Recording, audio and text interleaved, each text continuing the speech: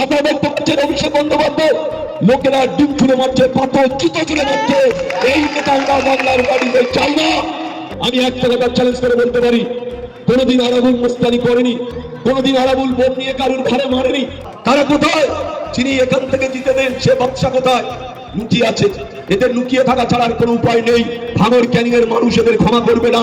এদের কোন রকম ভাবে অত্যাচার ছাড়া করে তারা এলাকায় থাকতে পারে না, আগামী দিনে থাকবে না, এটা মাথায় রাখতে হবে।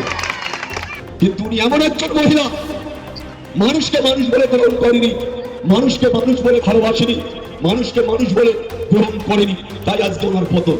ভাঙড় ক্যানিং এর তৃণমূলের নেতারা বেরোতে পারছে না, তাদের মুখ দেখাবার কোনো জায়গা নেই, ঘরের বাইরে বেরোতে পারছে না, তাই মুখ থেকে কতদিন এই তৃণমূলের নেতারা থাকবে সেটা আগামী দিনে প্রমাণ হয়ে যাবে যে ভাঙড় ক্যানিং এর মাটিতে এই অপদত্ত নিরজ্জ তৃণমূল কংগ্রেসের হারবাদ।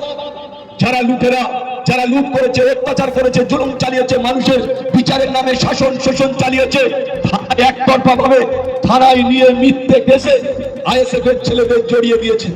আজকে মনে বড় কষ্ট হয়, আজকে যারা তৃণমূল, আমরাও একটা সময় তৃণমূল, আজকে সেই তৃণমূলটা ভাঙড় ক্যানিং এর মাটিতে বেরিয়ে মুখ দেখাবার জায়গা পাচ্ছে না। তাই মনে করতে হবে, এদের চিহ্নিত করতে হবে। অনেকেই চেষ্টা করছে তৃণমূল ছেড়ে বিজেপিতে গিয়ে আইএসএফ এর উপরে জুলুম চালাবার চেষ্টা করছে। আমাদের শক্তিশালী ভাবে থাকতে হবে, ঐক্যবদ্ধ ভাবে থাকতে হবে। কোন রকম ভাবে মুস্তানি গুন্ডামি করলে আমরা এক ইঞ্চি ছেড়ে কথা বলবো না। আমরা কোনো ভাবে পুরো নেতাদের কাছে আইএসএফ মাথা নত করবে না, এটা মাথায় রাখতে হবে। আমরা মাথা নত করে রাজনীতি করতে শিখিনি আইএসএফ, তাই মনে রাখতে হবে যারা তৃণমূল কংগ্রেসের জল্লাদ, যারা তৃণমূল কংগ্রেসের অত্যাচারিত তৃণমূল কংগ্রেস, তাদের কোনো ক্ষমা ভাঙড়ের মাটিতে, ক্যানিং এর মাটিতে নেই। আজকে হয়তো আমরা মনের কাছে হয়তো ভাষা দিতে পারছি যে আজকে যারা তৃণমূল থেকে জিতে আজকে তাদের আইএসএফ এসে আইএসএফ এর নেতৃত্বকে কাছে নিয়ে, পাশে নিয়ে বুঝে বুঝে কাজ করতে হবে আগামী দিনে। এটা সবার মনে রাখতে হবে, সবার মনে করতে হবে। নেতৃত্ব দেবে আইএসএফ, মেম্বার থাকবে যারা মেম্বার হয়েছে, আমরা নেতৃত্ব, আমাদের লোকেরা, আমাদের কর্মীরা, আমাদের নেতারা নেতৃত্ব দেবে।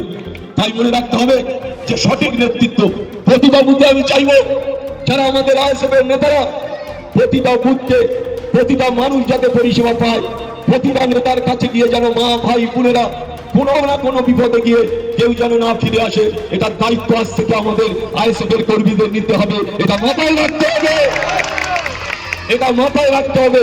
অহংকার করে রাজনীতিতে থাকা যায় না, অত্যাচার করে রাজনীতিতে থাকা যায় না, জুলুম করে রাজনীতিতে থাকা যায় না। আজকের অহংকার, আজ অত্যাচার, জুলুম। আপনারা দেখতে পাচ্ছেন মমতা বন্দ্যোপাধ্যায়, আপনারা দেখতে পাচ্ছেন অভিষেক বন্দ্যোপাধ্যায়, লোকেরা ডিম ছুড়ে মারছে, পাথর জুতো ছুড়ে মারছে। এই নেতা আমরা বাংলার মাটিতে চাই না। আমরা এই ধরনের নেতা বাংলার মাটিতে চাই না, ভাঙড় ক্যানিং এর মাটিতে এই ধরনের নেতা আমরা চাই না। আমরা নেতৃত্ব দেবো, আমাদের মধ্যে অহংকার থাকবে। আমরা নেতৃত্ব দেবো, আমাদের মধ্যে অহংকার থাকবে। আমরা নেতৃত্ব দেবো যে আমাদের উপরে আমরা বাদশাহে বসে থাকবো, এই নেতৃত্ব কিন্তু আমরা আইএসএফ চাই না। আমি ৯৮ সালে তৃণমূল কংগ্রেস হয়ে ৮৪ সালে, আপনারা জানেন যারা বয়স্ক লোকেরা আছে, ৮৪ সালে মমতা বন্দ্যোপাধ্যায় যেদিন যাদবপুর থেকে যেতে, তখন থেকে মমতা বন্দ্যোপাধ্যায়ের সাথে দলটা করেছে। কিন্তু উনি এমন একজন মহিলা, মানুষকে মানুষ বলে গ্রহণ করেনি, মানুষকে মানুষ বলে ভালোবাসেনি, মানুষকে মানুষ বলে গ্রহণ করেনি, তাই আজকে ওনার পতন, তাই আজকে ওনার শেষ। তাই আগামী দিনে আমরা নওশাদ ভাইয়ের নেতৃত্বে, আব্বাস সাহেবের নেতৃত্বে আমরা আগামী দিন চলবো। অনেকে অনেক কথা বলে আরাবুল সম্পর্কে, আমি একটা কথা চ্যালেঞ্জ করে বলতে পারি, কোনোদিন আরাবুল মুস্তানি করেনি, কোনোদিন আরাবুল বোন নিয়ে কারুর ঘরে মারেনি। কিন্তু টিভি মিডিয়ার মাধ্যমে আপনারা দেখেছেন যে আরাবুলকে বদনাম করার জন্য মিডিয়ারা যথেষ্ট।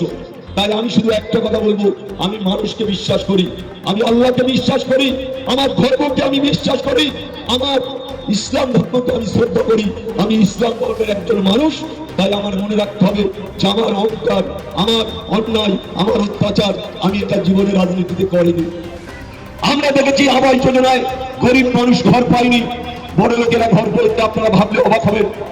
আমি এই ক্যানিং এর মাটিতে আমি নিজে ক্যান্ডিডেট ছিলাম, যে কোনো কারণে আমাকে হারানো হয়েছে। যে ছড়া অঞ্চলে আমরা গতবারে 2021-এ জিতেছিলাম, আর সেই ছড়া অঞ্চলে আমার প্রায় 21,000 ভোটে আমি হেরে গেছি। কেন? পুরোটা জালিয়াতি করা হয়েছে, পুরোটা চক্রান্ত করা হয়েছে। এই অঞ্চলে আমি হেরেছি 1160 ভোটে। ভাবা যায় আমার ছিল আমি 10,000 থেকে 11,000 ভোটে এই অঞ্চলে আমি জিতবো, সেখানে আমরা হেরেছি। তাতেও কোনো দুঃখ নেই, মনের কাছে মেনে নিয়েছি যে তাতেও কোনো দুঃখ নেই। আজকে যারা চালবাজি করেছে, আজকে যারা অত্যাচার করেছে, আজকে যারা লুটেরা, আজকে যারা অহংকারীরা, আজকে তারা কোথায়? তারা কোথায়? যিনি এখান থেকে জিতে দেন সে বাদশা কোথায়? লুকিয়ে আছে। এদের লুকিয়ে থাকা ছাড়ার কোনো উপায় নেই। ভাঙড় ক্যানিং এর মানুষ এদের ক্ষমা করবে না। এদের কোন রকম ভাবে অত্যাচার ছাড়া করে তারা এলাকায় থাকতে পারে না, আগামী দিনে থাকবে না, এটা মাথায় রাখতে হবে। তাই আমি বলবো যে আজকে আমাদের যারা আইএসএফ এর নেতৃত্ব, তারা অত্যন্ত লড়াই করেছে। তারা লড়াই করেনি একথা আমি বলবো না, তারা লড়াই করেছে, খেলেছে, তারা পরিশ্রম করেছে। এই ক্যানিং এর মাটিতে একটার পর একটা লড়াই হয়েছে, কিন্তু এবারে খোদার কল বাতাসে নড়েছে, সরকার চলে গেছে।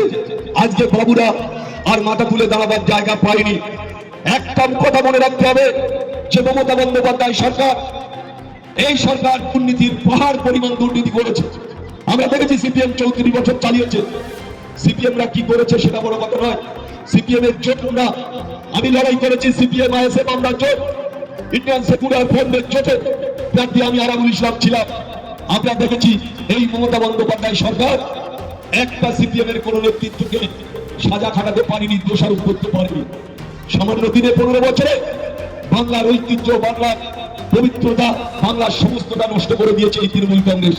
তাই আপনাদের আগামী দিনে মনে রাখতে হবে, একদিকে তৃণমূল কংগ্রেস আর একদিকে বিজেপি।